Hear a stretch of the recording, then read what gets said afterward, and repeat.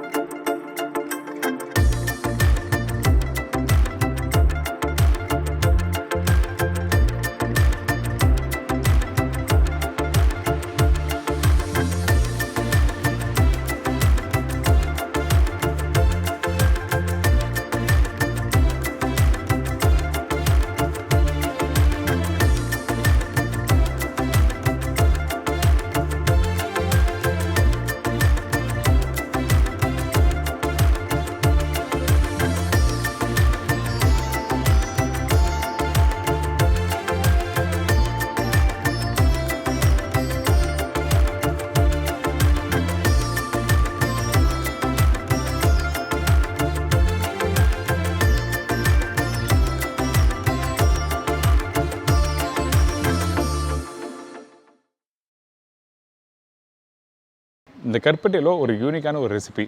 இந்த ரெசிபி பண்ணுறது கொஞ்சம் டைம் எடுத்தாலும் ஆனால் சூப்பராக இருக்கும். நிறைய ஷாப்களில் போனேன், அதாவது நிறைய ஸ்வீட் கடையில் போனீங்கன்னா அந்தளவுக்கு கருப்பட்டி அல்வா நிறைய பேர் வச்சிருக்க மாட்டாங்க. அந்த குறிப்பிட்ட ஒரு ஷாப்பில் மட்டும்தான் சில பேர் வச்சுருப்பாங்க. ஸோ அந்த மாதிரி ரெசிபி தான் இன்றைக்கி நம்ம சேனலில் பண்ண போகிறோம். இந்த கருப்பட்டி வெள்ளம் இருக்குது பார்த்தீங்களா, இந்த வெள்ளத்தோட இந்த மைதா மாவை நல்லா மிக்ஸ் பண்ணி, அந்த மைதா மாவு மிக்ஸ் பண்ணதுலேருந்து பால் எடுத்து அந்த பாலை ஓவர் நைட் வச்சு அதுக்கப்புறம் எப்படி குக் பண்ண சொல்லி தெளிவாக வீடியோவில் கொடுத்துருக்கேன். கண்டிப்பாக ட்ரை பண்ணி பாருங்கள். ரொம்ப அல்டிமேட்டான ரெசிபி. இல்லை கொஞ்சம் தேங்காய் பால்லாம் போட்டிருக்கேன். கண்டிப்பாக நீங்கள் மறக்காமல் இந்த தீபாவளிக்கு ட்ரை பண்ணி பாருங்களேன், சூப்பராக இருக்கும். இப்போ இந்த ரெசிபிக்கு தேவையான பொருட்கள் பார்த்தலாமா? கருப்பட்டி அல்வாக்கு தேவையான பொருட்கள்: கருப்பட்டி 125லேருந்து 150 கிராம், மைதா 150 கிராம், தேங்காய் 5 பத்தை, நெய் 7லேருந்து 8 டேபிள் ஸ்பூன், ஏலக்காய் பவுடர் ஆப்ஷன், முந்திரி பருப்பு தேவையான அளவு. இதாங்க இந்த ரெசிபிக்கு தேவையான பொருட்கள். ஃபஸ்ட்டு நம்ம என்ன பண்ணுறோன்னா, இந்த மைதா நான் சொன்ன குவான்டிட்டியை நீங்கள் மாவில் தண்ணி ஊற்றி நல்லா மிக்ஸ் பண்ணுறோம். கெட்டியாக மிக்ஸ் பண்ணிவிட்டு அதுக்கப்புறம் தண்ணியில் ஊற வைக்க போகிறோம். அந்த மாவு எப்படி மிக்ஸ் பண்ணுறது ஃபஸ்ட்டு பார்த்துடலாம். இந்த மாவில் தேவையான அளவுக்கு தண்ணி ஊற்றுறோம். சப்பாத்தி மாவு எப்படி மிக்ஸ் பண்ணுறோம் அதே பக்குவத்தில் மாவு மிக்ஸ் பண்ணுறேங்க. கொஞ்சம் லூஸாக இருந்தால் ஒன்றும் தவறு எதுவுமே இல்லை, கெட்டியாக தான் இருக்கக்கூடாது.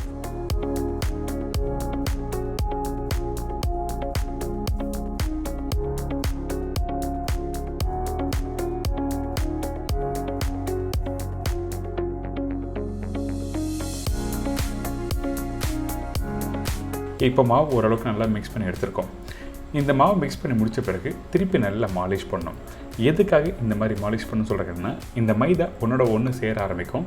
அதுக்கு பிறகு தான் நீங்கள் தண்ணியில் போட்டு ஊற வைக்கணும். அப்போ தான் உங்களுக்கு நல்ல பால் கிடைக்கும், அதாவது மைதாவோட பால் கிடைக்கும் சொல்ல வரேன். இப்போது நல்லா மிக்ஸ் பண்ணி எடுத்தாச்சுல, இந்த மாதிரி ரவுண்டாக ஒட்டி எடுத்துருங்க.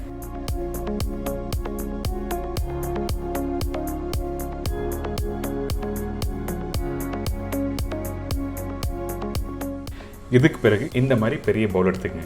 அந்த பவுலில் ரெடி பண்ணி வச்சுருக்கேன் அந்த மைதாவோட டோ உள்ள வச்சுருக்கோம். அதுக்கு பிறகு 1/2 லிட்டர் தண்ணி ஊற்றிருக்கோம். இந்த மாதிரி தண்ணி ஊற்றி கரெக்டாக ஊற விடுங்க. எவ்வளோ நேரம் ஊற வைக்கணும்னு கேட்டிங்கன்னா, குறைஞ்சபட்சம் ஒரு 6லேருந்து 7 மணி நேரம் நல்லா ஊறட்டும். அப்போ தான் இந்த மைதா பால் எடுக்க முடியும். அதனால தான் இந்த மாதிரி ஊற வைக்கணும்னு சொல்கிறோம். இதுக்கு பிறகு பார்த்திங்கன்னா நல்லா ஊறி ரெடியாக இருக்குல்ல, இதை நம்ம என்ன பண்ணுறோன்னா மெதுவாக மிக்ஸ் பண்ணி கரைக்க போகிறோம்.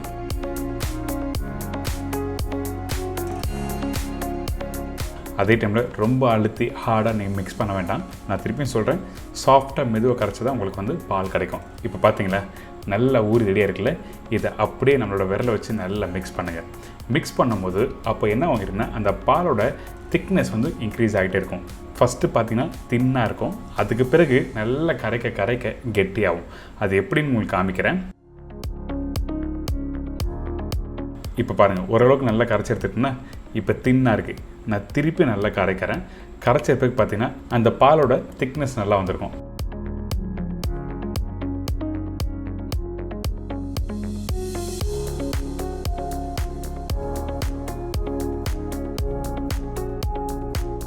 நீங்கள் வீட்டில் பண்ணும்போது மெதுவாக கரைச்சி எடுத்து முடித்த பிறகு கடைசியாக பார்த்தீங்கன்னா அந்த ஜவ் இந்த மாதிரி தான் இருக்கும். ஜவ்வை கையில் இழுத்து பார்த்தீங்கன்னா ரப்பர் மாதிரியே இருக்கும். அதுக்கு பிறகு நம்ம என்ன பண்ணுறோம், ஒரு ஸ்ட்ரெயினரில் இந்த பாலை நல்லா வடிகட்டி எடுத்துருங்க. ஏன் கேட்டிங்கன்னா, அந்த ஜவ்வு அங்கங்கே 1-2 இருந்ததுன்னா அந்த டைமில் இந்த மாதிரி வடிகட்டிட்டு ப்ரிப்பரேஷன் பண்ணுறதுக்கு ரொம்ப நல்லாயிருக்கும்.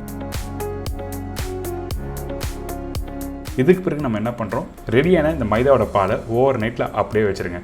கொஞ்சம் புளிச்சு வந்தால் தான் இந்த ப்ரிப்பரேஷன் ரொம்ப நல்லாயிருக்கும். அதனால் மறுநாள் காலை எடுத்து பார்த்தீங்கன்னா இந்த மாதிரி வந்திருக்கும். அதாவது நைட்டு ஒரு 8 மணிக்கு வைக்கிறீங்கன்னா மறுநாள் காலை ஒரு 8 மணிக்கு பார்த்தீங்கன்னா இந்த மாதிரி பால் ரெடியாக இருக்கும். அதுக்கு பிறகு அந்த மேலோட்டமாக இருக்க தண்ணியை நம்ம என்ன பண்ணுறோன்னா வடிகட்ட ஆரம்பிக்கிறோம். முடிஞ்ச அளவுக்கு நீங்கள் மிக்ஸ் பண்ணாமல் அப்படியே எடுத்துருக்கணும்.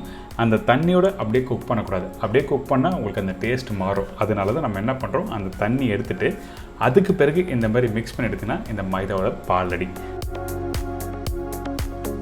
பார்த்தீங்களா எந்த அளவுக்கு பிரைட்டாக நல்லா சூப்பராக பால் வந்திருக்கு. நீங்கள் வீட்டில் பண்ணும்போது கொஞ்சம் டைம் எடுக்கும், ஆனால் டைம் எடுத்து இந்த ப்ரிப்ரேஷன் பண்ணிக்கலாம் ரொம்ப சூப்பராக இருக்கும். இப்போ ரெடியான அந்த பாலை இதை அப்படியே ஒரு கிளாஸில் மாற்றுறோம். ஒரு கிளாஸோ ஒரு கப்போ எடுத்துங்க. ஏன் கேட்டிங்கன்னா இந்த பாலில் தண்ணி திருப்பி மிக்ஸ் பண்ண போகிறோம் குக் பண்ணுறதுக்கு. இப்போ ஒரு கிளாஸ் அளவுக்கு பால் வந்திருக்கு. இதில் 2 கிளாஸ் அளவுக்கு தண்ணி ஊற்றிருக்கேன். எதுக்காக கேட்டினா அந்த குக் பண்ணுற டைமிங் கரெக்டாக வரும். சில பேர் கொஞ்சமாக தண்ணி ஊற்றி குக் பண்ணுவாங்க, சீக்கிரமாக வெந்துச்சுன்னு பார்ப்பாங்க, ஆனால் வெந்திருக்காது.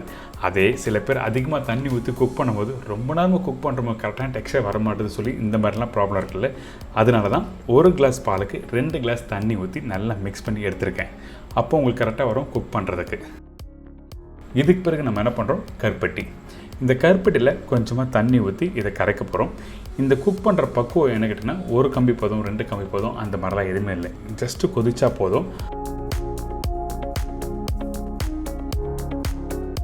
அதே டைமில் இந்த கருப்பட்டி சிறப்பு நம்ம என்ன பண்ணுறோம் கேட்டிங்கன்னா கொஞ்சம் கொதிச்சு வர டைமில் வடிகட்டுருங்க. கண்டிப்பாக மண் இருக்கும். அதனால் முடிஞ்ச அளவுக்கு நல்லா வடிகட்டிட்டு அதுக்கப்புறம் ப்ரிப்ரேஷன் பண்ண ஆரம்பிக்கலாம்.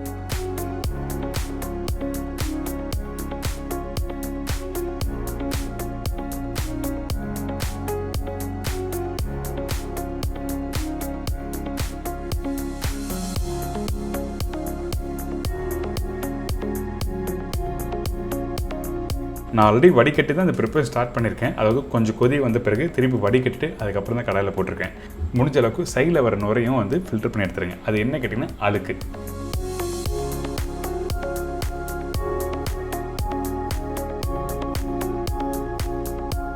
அதுக்கு பிறகு நம்ம என்ன பண்ணுறோன்னா ஒரு டேபிள் ஸ்பூன் நெய் போட்டிருக்கோம். நெய் போட்ட பிறகு நல்லா மிக்ஸ் பண்ணுங்கள்.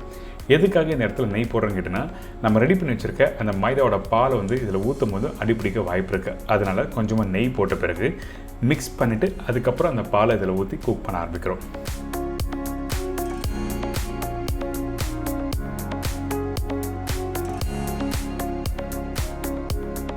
இப்போ அந்த பால் ஊற்றியாச்சில்ல, ஊற்றின பிறகு மெதுவாக மிக்ஸ் பண்ணுங்கள். வேகமாக மிக்ஸ் பண்ண வேண்டாம். ஏன் கேட்டிங்கன்னா அப்போ தான் அந்த பால் குக் பண்ண கொஞ்சம் லைட்டாக கெட்டியாக கிடைக்கும். அதுக்கு பிறகு உங்களுக்கு மிக்ஸ் பண்ணுறதுக்கு ரொம்ப ஈஸியாக இருக்கும்.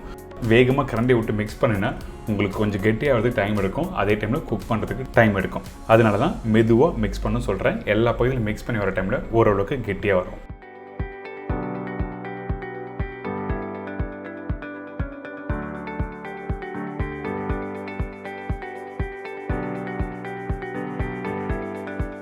இந்த மாதிரி கெட்டி ஆகிற டைமில் நம்ம என்ன பண்ணுறோம்னா இந்த இடத்துல தேங்காய் பால் யூஸ் பண்ண போகிறோம்.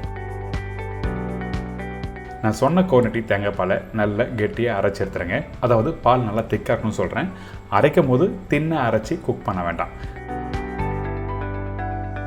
முடிஞ்ச அளவுக்கு நல்ல கெட்டியான பால் எடுத்து ஏற்கனவே குக் பண்ணுற இந்த அல்வாவில் அந்த தேங்காய் பாலை ஊற்றி நல்லா மிக்ஸ் பண்ண ஆரம்பிங்க. குக் பண்ண டைமில் கொஞ்சம் லைட்டாக கலர் மாறும். ஆனால் குக் பண்ண டார்க்கான கலர் வர ஆரம்பிக்கும். அதனால் நல்லா குக் பண்ணுங்கள். ஓரளவுக்கு திக்கான பிறகு நம்ம என்ன பண்ணுறோம் கேட்டிங்கன்னா இதில் நெய் போட போகிறோம். இந்த மாதிரி டெக்ஸ்சர் நீங்கள் ஒரு கரண்டியில் எடுத்து பார்த்தீங்கன்னா ரொம்ப திக்காக வரும். இதுக்கு பிறகு கொஞ்சம் கொஞ்சமாக நெய் போட்டு நல்லா மிக்ஸ் பண்ண ஆரம்பிக்கிறோம்.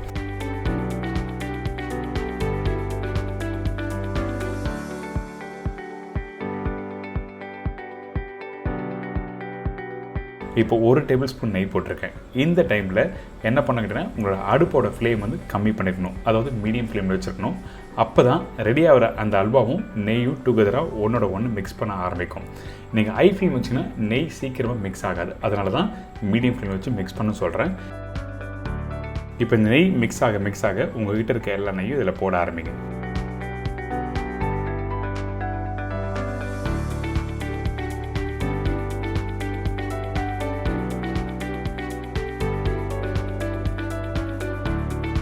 நல்லா குக் பண்ண நல்லா கொதிச்சு வரும். நான் என்ன பண்ணுறேன்னா, நான் பண்ணுற குவான்டிட்டி கொஞ்சம் அதிகம். ஒரு ஸ்டேஜுக்கு மேலே 2ஆக பிரித்து குக் பண்ணியிருக்கேன். ஏன் கேட்டேன்னா, என்னோடய கடாய் வந்து ரொம்ப சின்னதாக இருந்தனால இது ஒரே கடாயில் போட்டு குக் பண்ணுறதுக்கு ரொம்ப கஷ்டமாக இருந்தது. அதனால தான் நான் என்ன பண்ணுறேன்னா, இது 2ஆக பிரித்து இந்த மாதிரி ஸ்டேஜ் வர்றதுக்கு குறைஞ்சபட்சம் 3/4 மணி நேரம் டைம் எடுத்தது. கொஞ்சம் டைம் எடுத்து குக் பண்ணால் உங்களுக்கு அல்வா சூப்பராக வரும். கையில் எடுத்து பார்த்தீங்கன்னா இந்த மாதிரி ஒட்டாத டெக்ஸ்டரில் வந்துருக்கணும். இதுதான் ப்ராப்பரான ஸ்டைலில் பண்ணுற அல்வா. நீங்கள் உங்கள் வீட்டில் கருப்பட்டி அல்வா வச்சு நீங்கள் பண்ணி பாருங்களேன், அந்தளவுக்கு பிரமாதமாக இருக்கும். இன்றைக்கி இந்த தேங்காய் பால், கருப்பட்டி, மைதா இதெல்லாம் வச்சு ஒரு சூப்பரான ஸ்டைலில் ஒரு ப்ராப்பர் ரெசிபி கொடுத்துருக்கேன். ட்ரை பண்ணுங்கள். இந்த தீபாவளிக்கு என்ஜாய் பண்ணுங்கள்.